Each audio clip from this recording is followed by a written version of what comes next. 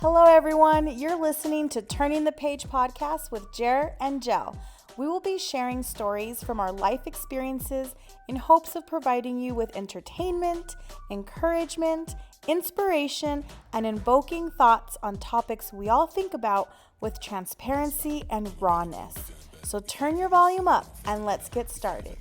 Welcome to episode 4, where we will be talking about intimacy. What kind of intimacy are we talking about today? We are talking about 4 different types of intimacy, 4 crucial types that every relationship should nurture: physical, emotional, mental, and spiritual. I think when you think of intimacy, most people think of sex. Oh yeah, it's always or touch or some type of kind of physical. Yeah. I mean, even in my younger days, I'm like, you tell me intimacy, I'm right away thinking, oh, kissing, holding hands, touching, sex. That's what I thought. Yeah. But intimacy is so much more. So let's start with physical. My favorite. Physical can be different things, which I am very physical. I respond off touch a lot. Yes, you do. And I give a lot of touch. So there's times we'll be driving, and you do too. You respond to it. Because we'll be driving in the car sometimes, and I'll have my steering wheel, and we're driving, we're going forward, and sometimes I'll put my hand on the center console, but sometimes I put it on your thigh. And then when I don't, you tell me, you haven't put your hand on my thigh in a while. Well, I notice when you go a long period of time not touching me, and that's not normal for you. That's why I noticed. And what is a long period of time? A long period of time is probably like, if we're always together, 30 minutes is a long 30 minutes is a long period of time for you, okay? So that is a long time. I am not kidding. But usually I've noticed that when there are those long periods of times where you don't touch me or you're not as affectionate physically, it's because you're stressed or about work, or you're worrying about something, or you're thinking too much about something. It has nothing to do with me. You're just, your mind is like focused somewhere else. Yeah, that's true. I can see that. Holding hands in public. Yeah. I like doing that. Yeah. Some PDA is too much though. Holding hands, hugging, kissing, that's okay. But there's other stuff that people do in public that I'm like, whoa. I seen a video the other day of a guy and a girl sitting on a bench, and she was like sticking her hand down his pants. And I think she like must have got it up in his butt crack, and then she's all smells it. And then she looks over to the guy that's recording, and she's like, is that too much? That is too much. Yes, of course that's too much. My goodness. I've seen people walk like in the mall or Cholo style with their hands wrapped around their chica. Yeah, they're walking from behind. Like legs. Each other's legs are going at the same time. And if one were to stutter step, they'd probably fall on the floor. Like, one, that's uncomfortable. You're more prone to fall that way. And 2, why would you walk? Because they don't want to be far from their bruca. Their spouse. Just hold their hand their and hyena. walk together. Ay, ay, ay. Yes, and then you have those couples who like full on makeout session where they're just on top of each other on a bench or something. I'm just like, get a room. That's true. But physical intimacy is very important and crucial in any relationship, right? When you're married, and yeah. And without that physical intimacy, then you will notice other areas in your relationship will start to fall.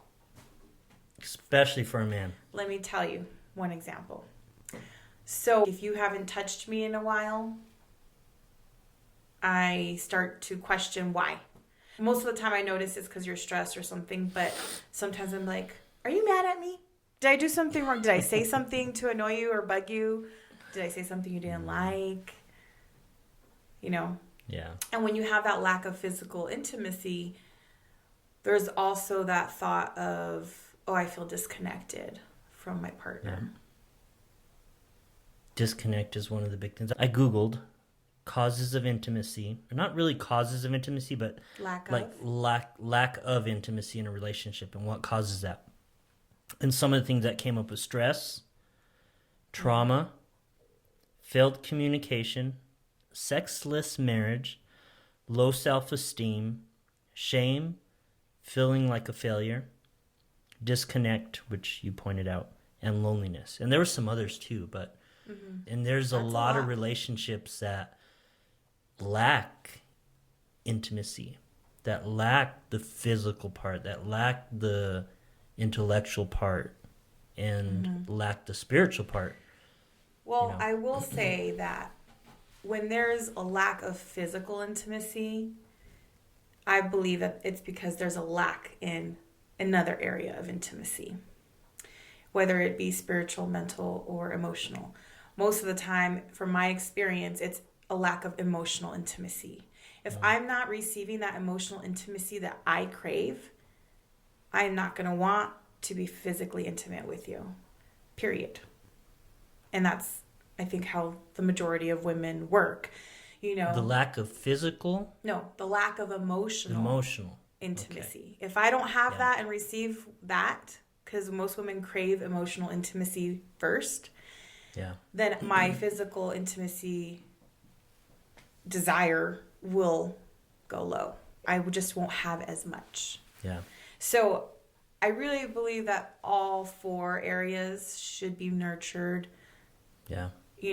For just a good balance. But it's true. There's a lot of times that you see relationships, and I've been in this where I have not felt respected in a relationship, and because of the fact that I didn't feel respected, I didn't fulfill that emotional part. And then came the lack of physical part, and then came the lack of everything else. Yeah, that makes sense. I've been waiting to kind of see, like in the past we've talked about openness and us being very transparent with each other, but having that transparency with each other, I know what I get from you if I'm transparent with you. If I'm open, if I hide something from you, then you start questioning things. I understand that being in a relationship and how you treat your woman is going to come back to you of how she's going to treat you. Yes, and I agree. These topics are such a big part. I mean, what causes intimacy? What causes these things? Like when I start doing stuff around the house, that opens up your motivation for intimacy to me. Well, and I if also I start have washing more time the dishes, or I start because you're cleaning, cutting my time, so I have more time. Yeah, and you're not stressed out to give to you. Yeah. Well, I think you do a very good job at providing that emotional intimacy for me in our relationship. Let me give you an example, a recent example. Which I was like, what? I had to think, I slept on it overnight, and I was like, this man. So, we went to bed, I don't know, a few nights ago, and I was having a rough week with my work, right? Because there's a lot of things going on at my work that I'm just not happy. And we went to sleep, and I couldn't sleep, so I'm always on my phone, looking at jobs, looking at houses, looking at all kinds of things, right? And you asked me, have you cried lately? You were like, have you cried? You probably just need to cry. and when you asked me, I don't know if you know, but I was like on the verge of tears when you asked me. I didn't know you were on the verge of tears. I was. That's how emotional and stressed I was from my whole week. And I was holding back my tears because I didn't want to cry. I'm like, ugh. I will hold them back if I have to. I try not to cry. But you asked me that. And I was like, no, I haven't. And then I let a few tears come out after you had asked me. And then you proceeded to get some lotion and give me a full body massage, like head to toe. And I was just like, And you were tired. You were already like asleep. You wanted to go to bed, but you took the time to relax me with the massage and just connect in that way. No sex, right? There was no sex. It was just physical touch and you listening to me vent and asking me if I've cried because you thought I needed to cry. Yeah. And then I asked you the next day and I said, why did you ask me if I've cried lately? Why? And I remember I told you, I was like, don't act like you know me.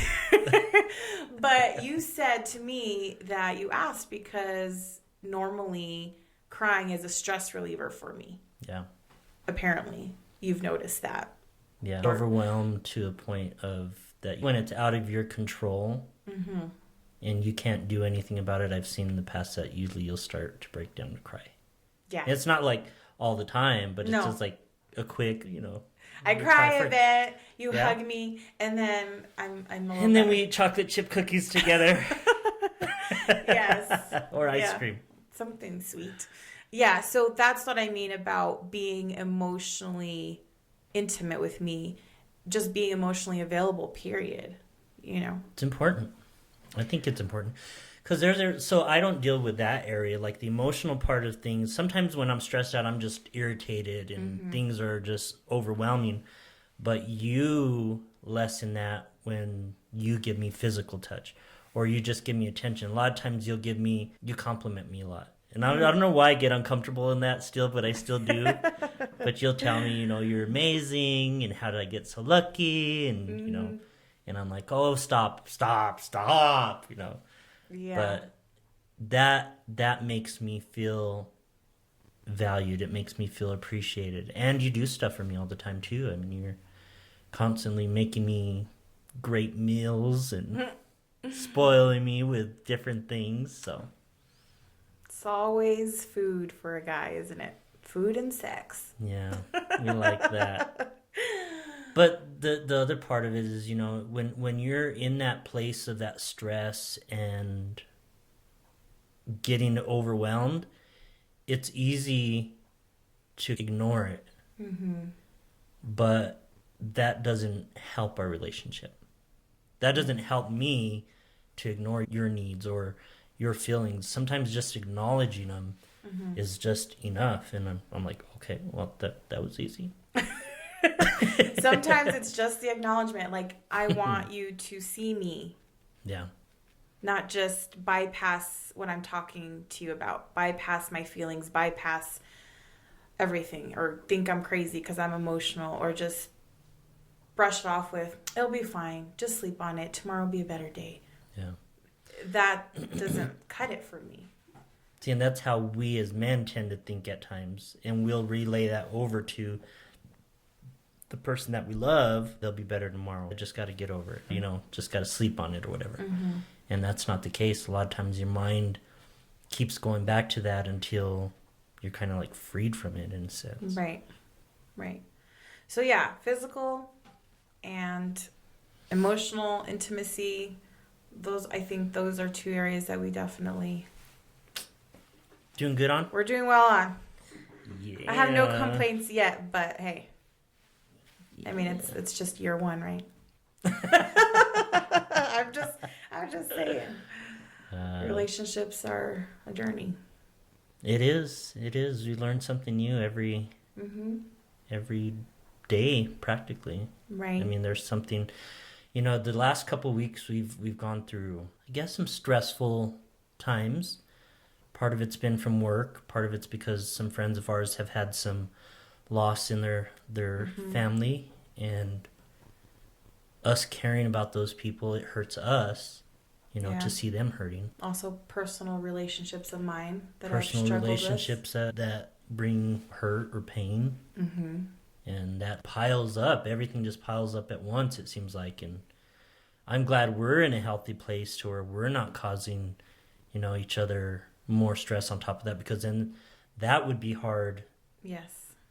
That's harder to deal with on top of everything else. Like, why can't anything go right, Yeah, when your partner isn't available to be there for you during these stressful times that you're experiencing outside of your relationship, outside of the home, it makes coming home even more stressful. Yeah. And just adds to everything. Yeah. That's tough. How do you think you fix something like that? When you get two people that are in that place of, well, he's not doing this, or she's not doing that, Well, or she doesn't pay attention to my needs, she doesn't give me, Yeah. what I want, but yet. And that happens a lot. And I've seen it in relationships of people close to me. I've seen that, and I've been to marriage counseling before with these same issues. It's always he said, she said. It's always I'm not getting this, and he's not doing this, or she's not doing this. And it's always about the other person and never about themselves.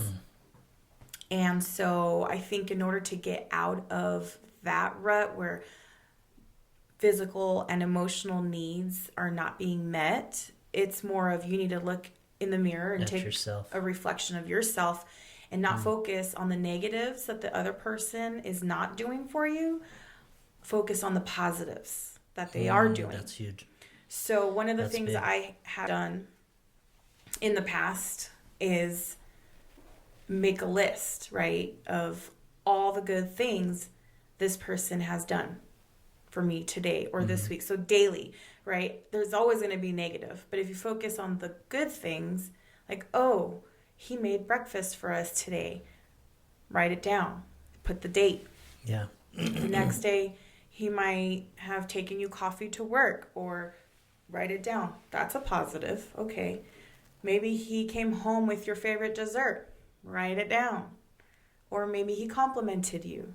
Maybe he actually put his clothes away in the hamper. Write it down. He actually put the seat down. What? Okay. Write it down, right? So you start collecting all these good things. Yeah. And then like at the end of the week, you read all of that and you reflect, okay, yeah. And then you start to have a different feeling, more of like appreciation and gratitude. Like, okay, I remember I told him to do this and he might have only done it once, but at least it's a start, But I think just getting that mindset of focusing on the positives rather than the negatives, and then focusing on what you can improve in yourself to get your partner to react, right? Yeah. So like if you have heard your partner say, well, she doesn't give me physical touch, so I can't give her that because, it's always both ways. Well, start giving your partner physical touch. Start touching his neck or his hand, or grab him from behind when he's cooking, or whatever it is that he likes. Try doing that and see how he responds. And it's not going to happen overnight. No. It might not even take a week. It might take a few months. Yeah. Be consistent. I think the number one key is consistency, because a lot of times couples will do that. They'll do it for a week. Oh, nothing happened. So then they stop, right? Well, change doesn't happen overnight. So you have to be consistent. It doesn't matter how long it takes. If you value the relationship and you want it to work, you stay consistent and you put in the effort. We live in a world that we constantly focus on negative. At work, you focus on the negative. Why do you focus on the negative? Because you want to grow, because you want things to improve. Well, these are the areas that we're lacking in. And so many times we bring that into our homes, and it's destroying the family unit, the family that we have, that we start to do the same thing. We start to focus on everything that we don't like, rather than what we do like exactly like what you said. And a lot of times, for me, I love those times where we'll be driving or we'll be going somewhere and you give me that touch. Like you'll rub the back of my neck, or you'll scratch my head, or when I am cooking or I'm doing something, you come behind me and you hug me, and you just, you're not expecting anything from it, but you do it just because you're showing me that, hey, I love you. Hey, I appreciate you. And, sometimes we have to lay our pride down and do what that other person needs without expecting anything from it. Yes. Like the other night when I gave you that massage, I wasn't expecting anything back. I could have probably tried to instigate something, and you'd have probably been open to that, but I knew that wasn't the right moment. And I could have been selfish for myself and been like, oh, well, now this is my time to, you know.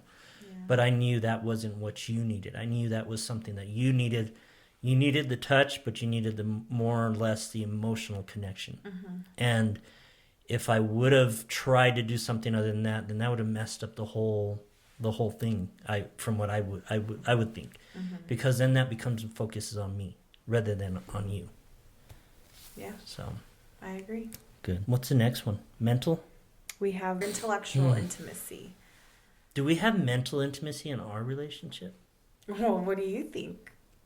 Well, you say I'm mental. I don't know. Sometimes I'm like, I think I'm hitting it.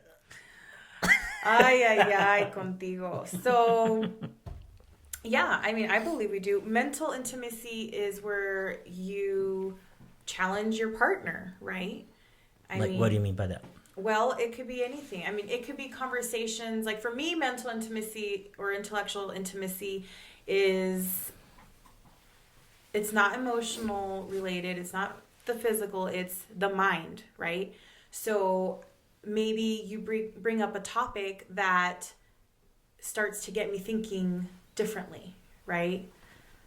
It could be anything. Maybe you have a perspective on politics. I hate politics, but you have a perspective on politics that you bring up and you mention, and then it sparks something in my mind, and I'm like, huh. So it's challenging my thought processes, you know, or like we watch movies all the time, and I'll ask you, would you do what he just did? Would you kill for me? Like, seriously. And I ask you, I know it's funny, and I know we laugh about it, but I actually ask you, so I really know, like, hey, would you, if we were in that same situation, would you save my life and kill that person? Like, you know, would you do that for your child? Look at what that parent did in the movie, you know, stuff like that. Like, to me, having just any type of discussion that challenges your mind like that creates that mental intimacy. It could also be reading books together. Yeah. You know, this whole month of January, we've been reading the book of Proverbs in the Bible. You know, it could just be reading it together, talking about, oh, hey, I actually like when it said this, or, you know, stuff like that.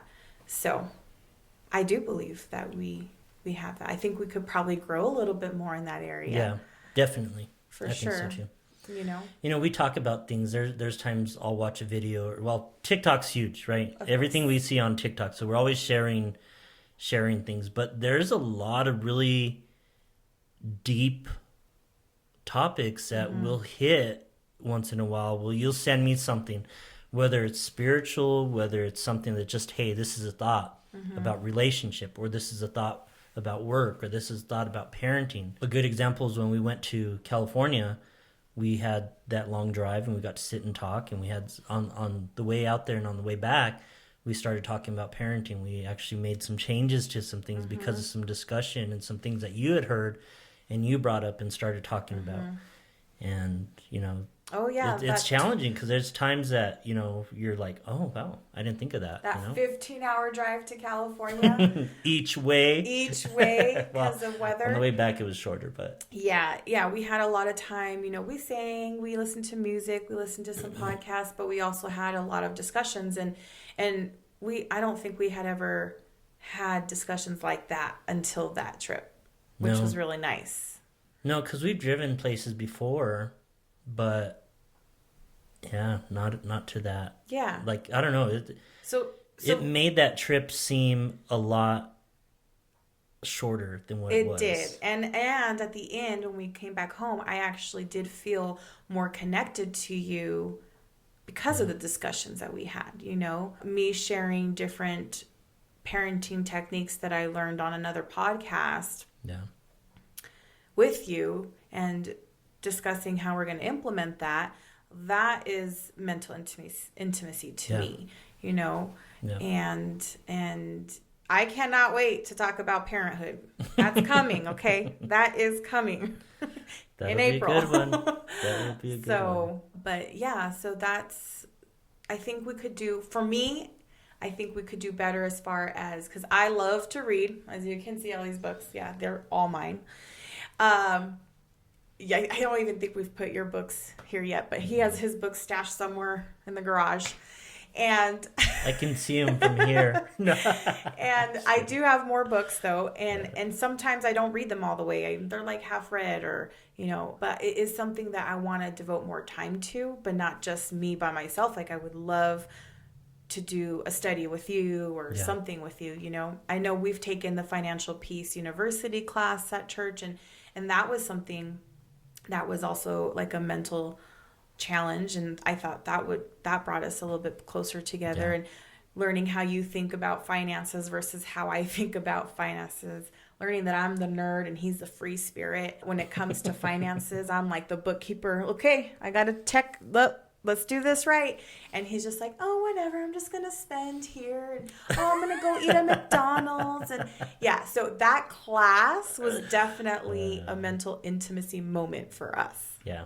It did. It opened up a lot more discussion, and we got to see where we connect in areas that we need to grow in and be better at. So yeah.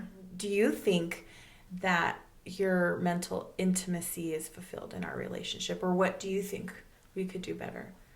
I'm pleased with it. I mean, I haven't seen any lack of it, or I haven't felt like there's a lack of it. I've never paid attention to it in the past. Right. So even when you brought up these topics of talking about intimacy, I was like, oh, okay. And you're like, no, not that intimacy. I'm like, I'm not going there. But that's the first place that my mind did go. So yeah. But yeah, when we started talking about emotional, that I know, that I understand.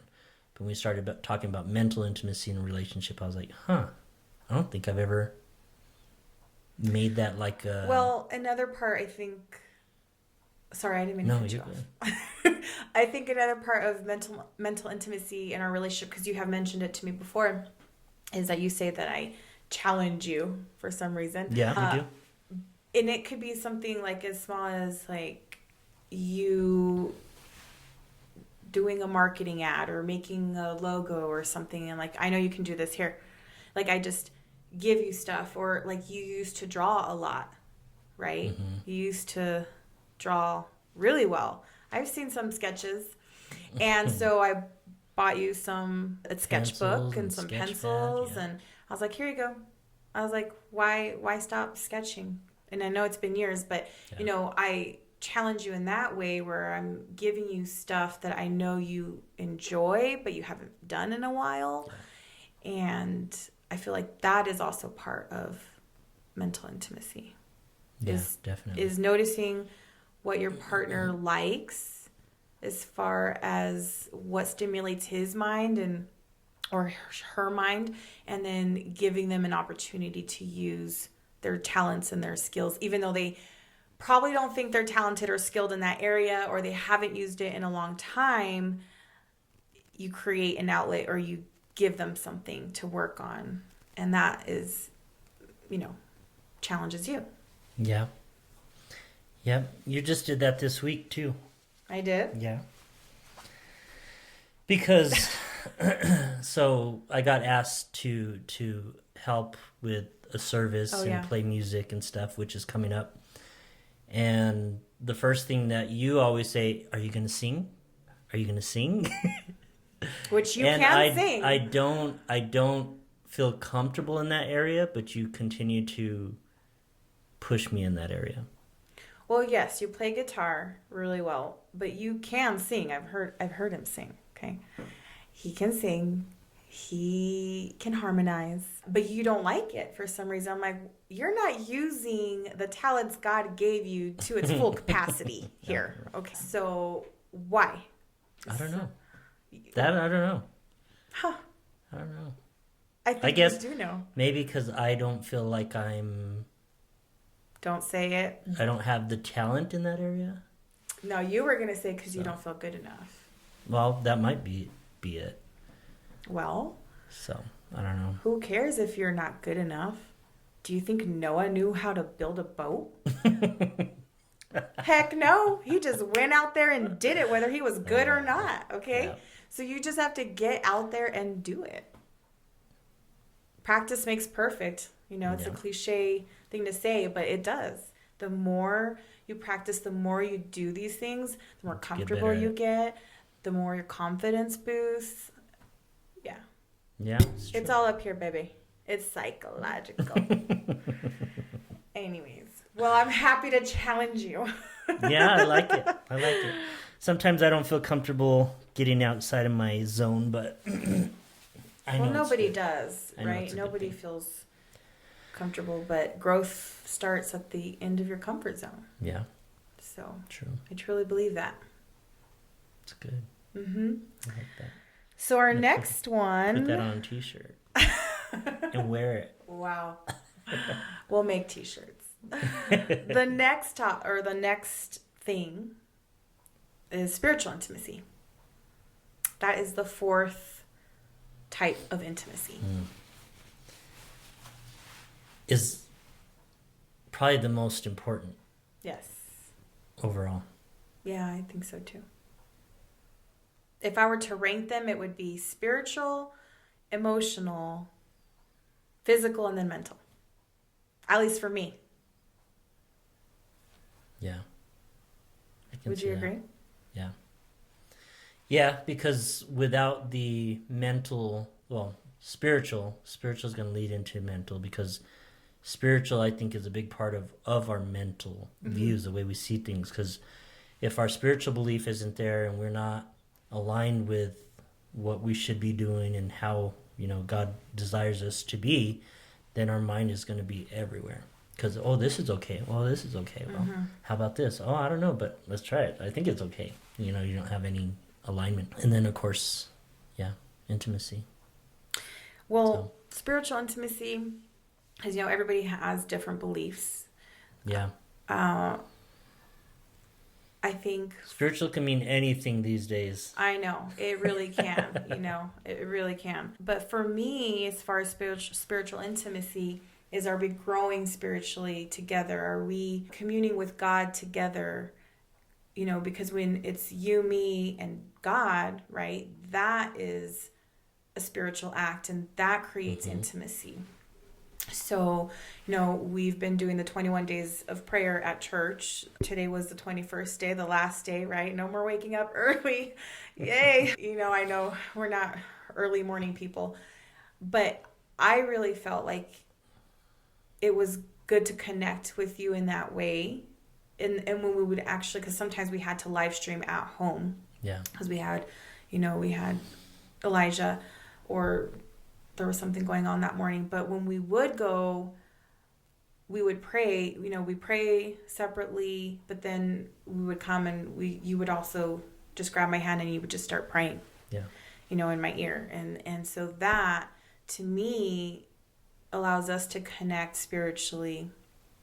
And it's reading the Bible together, it's praying together, it's worshiping together. I know we took that Symbis relationship test that we had to take before we got married. And one of the questions was, how do you prefer to honor God or spend time with God? And both of us had put down worship because it's a big part. Yeah, it's a big part of who we are in our lives. And so when I get to serve with you on worship, that I just love. Especially when we were doing this smaller worship sets at the homeless ministry, where you could actually hear you sing because you had to sing. I know you hated it, but it was just more intimate, or sometimes when you're just practicing here at home, I will sit and listen and maybe join in and singing with you, or that kind of stuff. But I think that we could do better in the spiritual intimacy part, because even though we have done these things, I don't feel like we are consistent. Yeah. And we could definitely use some consistency in that area. Yeah. I think we're constantly growing in that area. Mm-hmm. I don't think we ever stop growing in that area. No. I think that'll always It's be ongoing. A thing where we, where God challenges us and we challenge ourselves. Mm-hmm. Just because the more you start to get closer to God, then you start to examine yourself, and you're like, you find those things that aren't aligned, or that you could be doing better, but you're not putting the effort in and making it, You're not making the time. Yeah, you're not making that time for it. So. Mm-hmm. Yeah, I agree. So, other things that I've been trying to do, like, is getting more involved, right? Because we do serve on the worship team, but it's not every week. It's like a couple times a month. There's just so many people. So I signed us up to serve, for one of our events at church. Yeah. Right? And that's something that we can do together, and that's honoring God and adding to our spiritual intimacy as well. Yeah.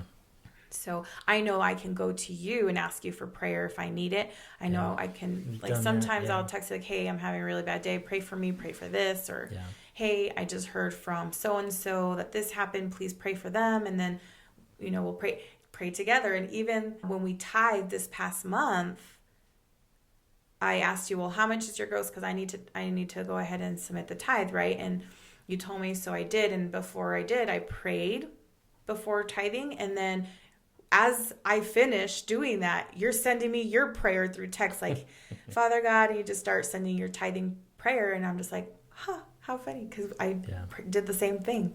Yeah. So that's what I do like that. It is important, There for a while, my spiritual walk was not strong in any sense. Mm-hmm. But the thing is, we know where we're supposed to be and how we're supposed to, live our lives. And sometimes we fail in those areas, or sometimes we push that. We just lack. We're like, oh, I don't feel like doing that, or I don't feel like doing this, or we're upset about something, right? And we feel like we should take it out on ourselves is basically what we're doing. A lot of times we think we're taking it out on God, but that's all we do is hurt ourselves. And coming to face with those areas, and you push me in that as well, in those areas, because there for a while I was even telling you, I don't know, I don't feel like I'm as connected as I should be, and we talk about that, but I know that I should be connected. I know that I need to be doing more. And it's not that you're telling me like I'm not good enough or I'm not doing something enough. It's just, there's more that I can grow in. Yeah. And I like the fact that we're able to share in those areas and, help each other with just, because our spiritual growth is huge, and where we've come from and where we're at now. I mean, it's. Well, I have seen you, from when we first started dating to now, where you were at spiritually before we even started dating to now, and how much you've grown in that area. I have seen that. And I do believe that there is still some more growth on both of our parts, right? Yeah. Not just you. But I have learned that if I do push you in certain areas because I know you could be better, but I'm not talking down or telling you. No, not at all. Stuff like what I have heard in the past is, well, he's not leading our home spiritually. I cannot be a submissive wife because he doesn't lead our home. He doesn't even wake up to go to church. He doesn't even do this. I'm not telling you, hey, why are we not going to church today? Or when was the last time you read your Bible? When was the last time you spoke in tongues? When was the last time, I'm not doing that. All I'm saying is, hey, I think we should do this more, or let's read the book of Proverbs this month, and next month we'll do a different book, or I just make these suggestions and then you do them with me. And as a wife and a believer, I'm praying for your spiritual growth on the side. Like, I'm always praying, hey, God, lift him up in the areas that he needs help in, and the areas that he needs growth in. Show him, that's what you do as a wife. I've seen the growth. Yeah. And if you are constantly nagging and putting them down, like, well, they don't even follow God. Well, how do you know? Yeah. Who are you to judge what they do or not do? You don't know, because for all I know, you pray to Jesus every day in your car, and I have no idea. Yeah. Or you know what I mean? I don't know that because I'm not with you 24/7, right? So I think it's important for couples to understand that spiritual intimacy is things that you do together spiritually, but you also have to think about doing it on your own as well. Yeah. Because when you do it on your own, then you're prepared to do it together. Yeah. That's very true. You have to have that alone time. You have to be able to have that time set aside where you're seeking God and you're worshiping on your own and you're doing, you're reading your word. So many times we look for the outward appearance of everything. Well, I don't see them doing it, so they must not be doing it. You don't know. And there's times, even in my walk before, when I say that I've haven't been committed in that area, and I wasn't for a while, but prior to that, I had been walking, I'd been, doing everything, I'd been praying, I'd been reading my Bible, and I was like, I think I went through some disappointment, and I was like, I don't even know if I started questioning things. I started questioning my faith. I started questioning if anything that I do, if it's even has any effect, because I didn't feel like it did. Mm-hmm. And that's normal. And, a lot of people question. There's always a point in your life, even sometimes more than one. One different instance in your life where you do question. Yeah. But the thing is, even though I was in those areas or in that mindset that I was in, I still knew, in my heart, in my mind, I still knew where God wanted me to be. I still knew what I was supposed to be doing, what was right, what was wrong. And, there's times that you could be a believer for a long period of time. And like you said, we still go through those dry areas or those times.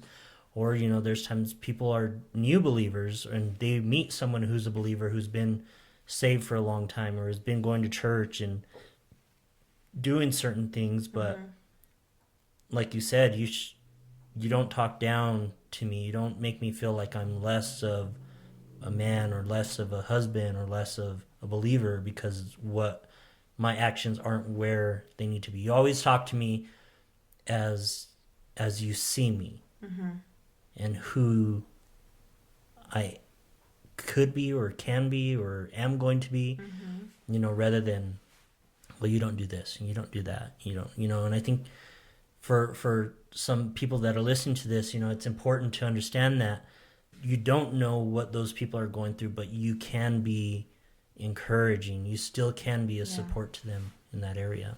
Yeah. So I agree. So, there's even times in my life, I've been a believer since, I was raised in a Spanish Baptist church, so I've always been a believer pretty much my whole life. And, but you go through seasons, there's ups, there's downs. There's seasons where you're not serving God that much and you're living in the world, and then you come back to God, and because you know what it's like with Him and without Him. And from my experience, life has always been better with Him, because when I wasn't serving and wasn't putting God first, my life was just crap, to put it lightly. But there have been times because of, my ups and downs and my seasons where I've had people, like family members, tell me, well, aren't you supposed to be a Christian? You're not supposed to talk to me like that. You're supposed to be loving. And I'm like, okay, yeah, but I'm not going to let you walk all over me. I'm not going to let you treat me like that. Just because I'm a believer doesn't mean that I can't stand up for myself. Yeah. And that's what a lot of people think Christians should be. It's these loving and always forgiving and just gentle people. Well, yeah, we can be like that. We are that way. God says to love everyone, and I do. But let me tell you, I am not going to let somebody mistreat me when I know my worth. Yeah. And I've, like I said, just because you go to church and you do all these things, you pray, you read your Bible, You might post on social media. Your family thinks you're this awesome believer. And then what? Oh my gosh, you say one curse word one day and they're like appalled. Or you talk to them in a certain way and they just can't believe it. That's what turns people off to church and Christianity, is because they think they see Christians like, oh, well, they're not perfect. Well, yeah, nobody is perfect. No. It's impossible. Yeah. But that's why there's grace and there's forgiveness, and you learn and you grow. Yeah. And no church will be perfect. Not one. No. Not one. Okay? No such thing. No such thing. So do you agree that we could work on our spiritual intimacy? Oh, yeah. Yeah. It's always growing. We haven't spent a whole lot of time together, as we're, we watch a lot of movies, we watch a lot of videos, or we have that couch time, let's say. Mm-hmm. But we haven't really used that for study time together. Mm-hmm. And I know immediately, like just as we talk about that, that's something that comes up to mind. Like, we should be going and sitting down, grabbing our book, grabbing our Bible, reading something, and sharing that time. Because now that we have been like going through Proverbs, like even when we just hear a chapter, it may not be something big. It's not like, oh my gosh, and we have this deep discussion, but like a couple of days later, something will come up and we're like, oh, remember we read that? Or, or it's something that we're dealing with and that comes up. Yeah. I think in our marriage, we have to have that with each other, just because you always hear, is in marriage, and Christians, we always believe, marriage is a 3-strand cord. Yes. So it's God involved, and you spoke to this earlier. But if we're not including that in our lives, I think that just leaves things more open for the enemy to come in and pick apart little things in your life, because there's a lot that we can be reading about in discussions. A lot of times all the Bible is too is you read stories and you learn from them of what to do, what not to do. And sometimes when you're going in a situation, you're going a certain direction, that story will come to mind. Yeah. But also it's what you speak and what you're reading and hearing. It builds your faith, and it increases what it gives you that confidence. Yeah. And I think we have, I don't think our confidence in that area is lacking, but it could definitely be strengthened. Right. I agree. So we touched on physical, emotional, mental, and spiritual intimacy. All 4 are crucial in your relationship. And they all 4 should be nurtured. Yeah. Because if one isn't nurtured, then the other one might fail. You have to have all 4. A good balance. I would say and encourage you to work on these areas. Some of these areas are lacking in you or your spouse. I think it's important to acknowledge those areas, and sometimes bringing up that discussion might be difficult, it might be uncomfortable, but it can be so rewarding, because having that in your life causes some great repercussions after. Yes. If it's healthy and there's things that are going right, you're not judging the other person, you're not talking down to them, and everything comes down to communication. I mean, you cannot have huge. These 4 types of intimacies without communicating with your partner. Everything that you do in your relationship comes down to communication. Yeah. So learn to be a good communicator, and everything else should follow if you put in the work. Well, she don't communicate with me. That's going to be some of the responses out there. Well, he doesn't communicate with me. How can you get them to communicate with you? You got to build trust back. If they're not communicating with you, why? What's that block? Why are they closed off? You might not be able to figure out the why, but you can certainly communicate what you're feeling and thinking with them, and then take a step back and let them communicate with you when they're ready. Yeah. Don't be selfish in it. Don't expect something right when now. you're giving something. Yeah. You know, don't expect it to be an immediate, Be patient. response. We're so used to everything right now, order it and it's here by tomorrow. Go to the store, you got it right now, but Oh yeah. a lot of times, that's kind of where I was going to talk about earlier is, a lot of times we make mistakes, or we start walking in a bad habit for so long, and then we acknowledge that and we find it or we see it, and then we're like, oh, let's change this, but you could been doing these things for a year, months, years, and then expect things to change right away. It's doesn't always stop and just change immediately. Right. You have to put work in it. You have to put yourself in a place of vulnerability. As men, you got to be vulnerable with the person that you're with. If you're hiding things and you're purposely keeping things away and not sharing stuff, there's a reason for that. If you were in a place of being able to share and not holding everything back, then you'd be in such a better spot. But look at those things that are keeping you from being that. Acknowledge why you're not opening up. Acknowledge why you're keeping stuff hidden, and work on that. Change that, because you're losing out on so much. Trust me when I say, guys, that if you want that physical intimacy, you got to give in to the emotional intimacy. I'm just saying, from a woman, it does so much. And a lot of times people think, oh, well, I got to share everything. I got to talk about every little deep thing that I'm thinking of and every hurt that I have. Just talk about your feelings. A lot of times it's just, man, I had a rough day today. Well, what was your rough day? What happened? Share that. How did it make you feel?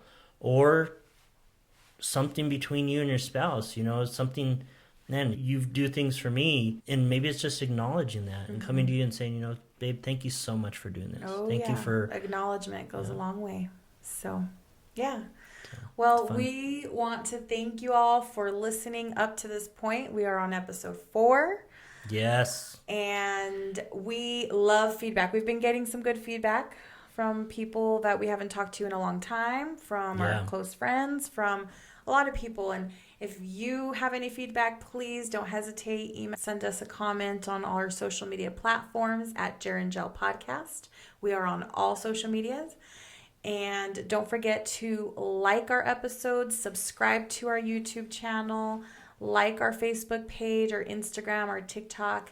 We'd love to hear from you. If you have any topics you would want us to talk about, let us know, and we'll add it to the list. Yeah, and if you have reached out to us, thank you. You guys know who you are, and we take all of that information and we're like, man, this is awesome. It encourages us, and it also lets us know that what we're doing and what we're talking about is impacting what you guys are thinking. That's been our goal. That's our end goal, is that if we could just encourage one couple, whether you've been married for 30 years or 8 months, marriages fall apart so quickly in this world. I had a 5-week marriage.